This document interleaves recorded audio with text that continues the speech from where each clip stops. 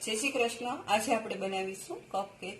તો તેના માટે આપણે સામગ્રી જોઈ લઈએ। તો મેંદાનો લોટ લીધો છે, મેં દહીં લીધું છે, પીસેલી ખાંડ લીધી છે, ઓઇલ લીધું છે, કોઈ પણ જાતની ફ્લેવર વગરનું લેવાનું છે, અને બેકિંગ પાવડર, બેકિંગ સોડા, નાળિયેરનું ખમણ અને મિક્સ ફ્રૂટ જામ લીધું છે આપણે।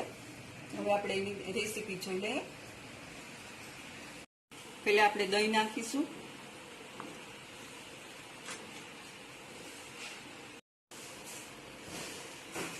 પછી આપણે ખાંડ નાખીશું,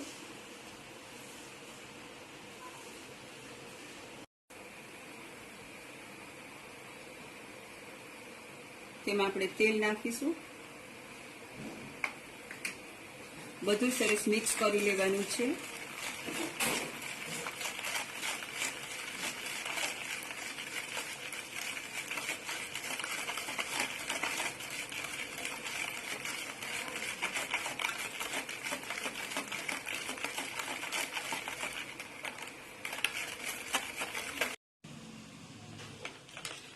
બધું સરસ આ રીતે મિક્સ કરી લેવાનું છે, જ્યાં સુધી આપણી ખાંડ ઓગળી જાય અને ક્રીમ જેવું ટેક્સચર થઈ જાય ત્યાં સુધી આપણે મિક્સ કરવાનું છે। હવે આ થઈ ગયું છે રેડી। હવે આપણે તેમાં લોટ નાખશું,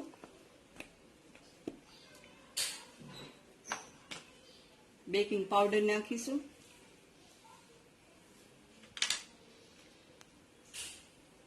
સોડા નાખીશું ને બધું સરસ આપણે ચાળી લઈશું।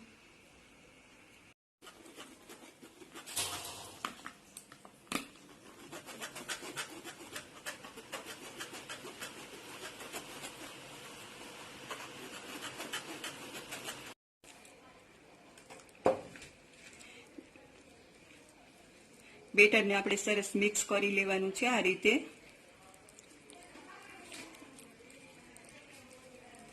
એક જ ડાયરેક્શનમાં આપણે ચલાવવાનું છે।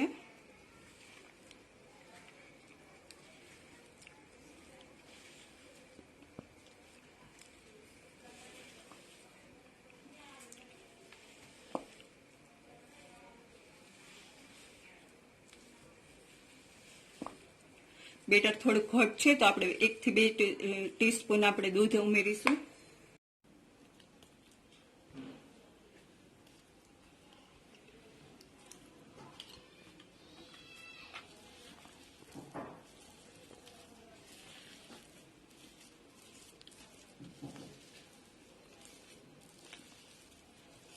કટ એન્ડ ફોલ્ડમાં આપણે આવી રીતે મિક્સ કરવાનું છે।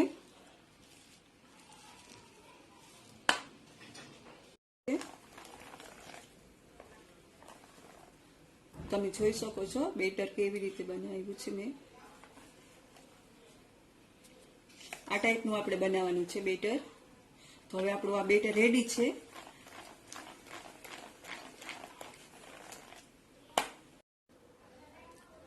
હવે ફટાફટ આપણે કપમાં નાખી દઈશું, જે મેં ગ્રીસ કરીને પહેલેથી જ તૈયાર રાખ્યા હતા।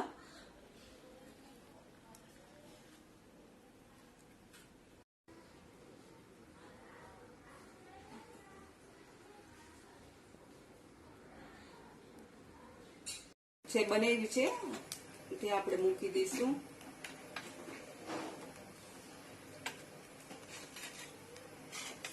આ રીતે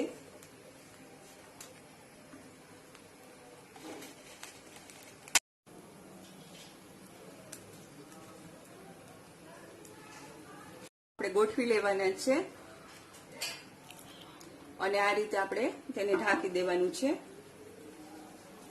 અને એકદમ મીડિયમ આંચ ઉપર આપણે તેને 15 મિનિટ પકાવવા દઈશું। 15 થી 20 મિનિટ તેને લાગશે, પણ 15 મિનિટ પછી આપણે એકવાર ચેક કરી લેવાનું છે. થઈ ગઈ છે આપણી, હવે તો ચેક કરી લઈશું આપણે.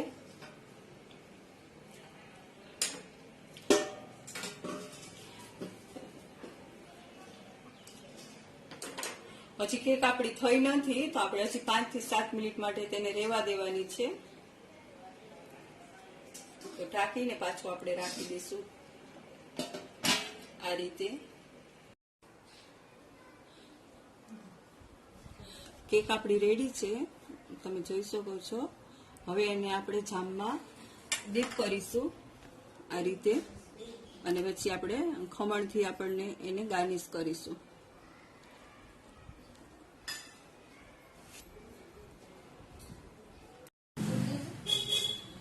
કેકને આ રીતે આપણે ડીપ કરીશું.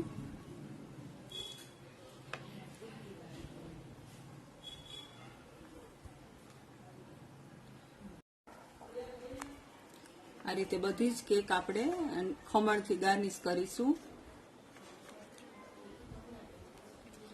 બધી સાઈડથી આ રીતે ગાર્નિશ કરી લઈશું.